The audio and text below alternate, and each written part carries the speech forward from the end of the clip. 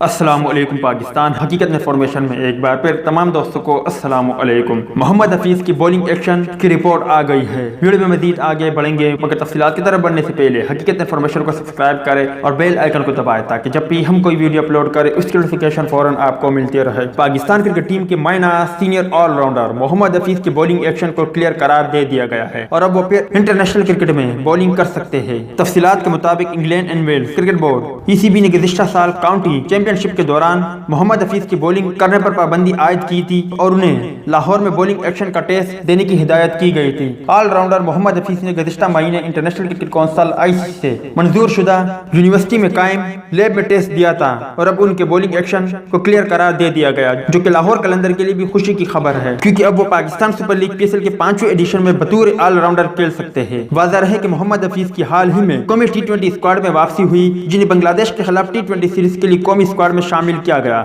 جس کا انہوں نے بھرپور فائدہ اٹھاتے ہوئے دوسرے میچ میں 67 رنز کی عمدہ اننگز کے لیے اور ٹیم کی جیت میں کلیدی کردار ادا کیا۔ تو دوست یہ تھی محمد حفیظ کے حوالے سے کچھ اپڈیٹ، امید کرتا ہوں آپ کو پسند آئی ہوگی۔ اس اپڈیٹ کے متعلق اپنی رائے کا اظہار کمنٹس باکس میں ضرور دیں۔